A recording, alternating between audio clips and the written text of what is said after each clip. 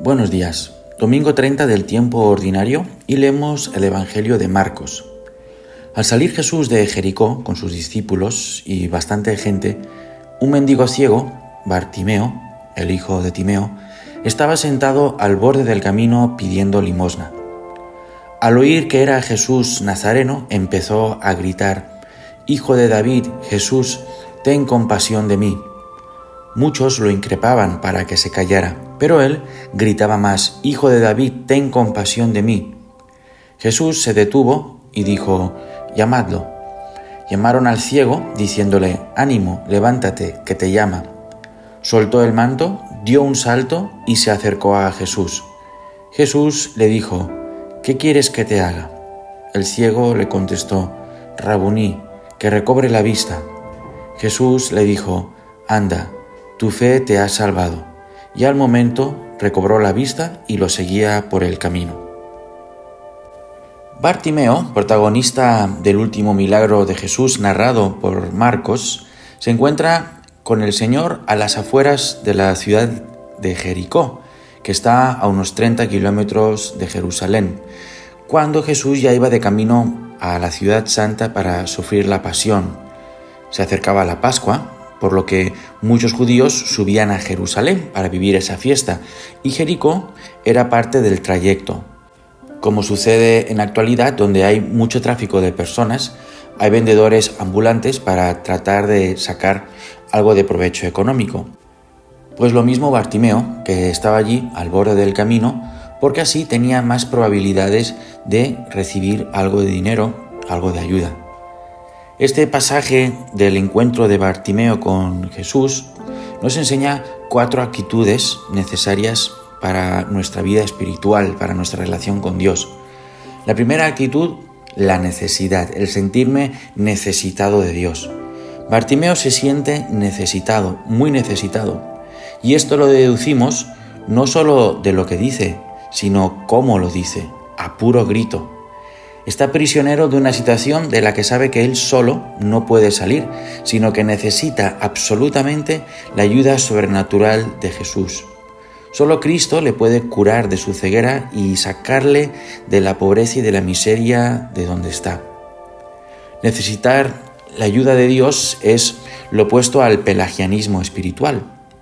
Pelagio fue un monje británico del siglo V que, negando el dogma del pecado original, o más precisamente del hecho de que todos los hombres venimos a este mundo heredando el pecado original, negó como consecuencia lógica la necesidad de la gracia y de la ayuda interior de Dios, y por lo tanto el hombre podía salvarse a sí mismo a través de sus obras, sin intervención divina. Aunque el terremoto de esta herejía se originó en el siglo V después de Cristo, todavía hoy experimentamos continuas réplicas cuando aparecen en el mundo diversas formas de pelagianismo o un pelagianismo más evolucionado. Por ejemplo, la idea extendida de que no necesito a Dios, puedo vivir completamente feliz al margen de Él. En 1935, un filósofo español llamado Javier Zubiri ya escribía que el problema de Dios para muchos ya no es un problema, ni siquiera se lo plantean, e intuía ya en la primera mitad del siglo XX que el ateísmo que crecía no sería un ateísmo combativo contra la religión, sino un ateísmo de indiferencia, capaz de prescindir absolutamente de la pregunta acerca de la existencia de Dios. Las grandes preguntas metafísicas, por los interrogantes últimos, entre ellos sobre la existencia de Dios, ya no interesan, no son un problema, sencillamente no está sobre la mesa, no está en el horizonte cultural. Lo que importa es la utilidad de la religión para la calidad de la vida y para que no nos matemos unos a otros.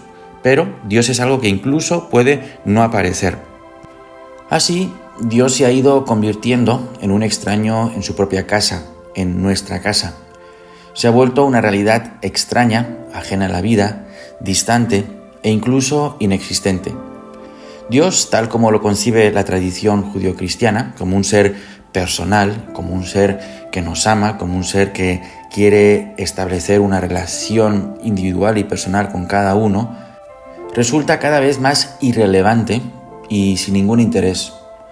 No así la búsqueda espiritual, la cual no decrece. Cuando se habla de Dios en la actualidad, quedan muy lejos las imágenes cristianas de lo divino, y más bien ha sido todo sustituido por diversas formas de panteísmo, donde se habla de Dios como una energía o como si fuera lo mismo que el universo, e incluso se le piden favores o se le agradece al universo. En una sociedad entonces donde cada vez hay menos preguntas que se abran a la búsqueda de Dios, de un Dios personal, el creyente, antes que dar respuestas a preguntas que nadie tiene, ha de ser un provocador de preguntas, un evocador del misterio en medio de un mundo indiferente a la cuestión de Dios. Decía un filósofo francés del siglo XX llamado Jean-Luc Marion que hay respuestas que nacen ya muertas porque responden a preguntas que no han sido planteadas. Bartimeo entonces nos pone frente a una realidad que el mundo quiere esconder. Somos seres necesitados de Dios. La segunda actitud, la humildad. Vemos en Bartimeo una gran humildad ligada a esa necesidad que siente de Dios. Humildad porque hace algo que es humillante, mendigar, reconocer que nada se tiene, salvo la necesidad de ayuda. Señor, ten piedad, Hijo de David, ten piedad de mí. Frases que muchos de nosotros repetimos cada vez que vamos a misa. Sus manos, las manos de Bartimeo, están vacías, y eso es precisamente lo que le acercará más a Jesús. La tercera actitud, la perseverancia. Aunque la gente le dice que se calle, que no moleste, Bartimeo persevera en oración y todavía grita más fuerte.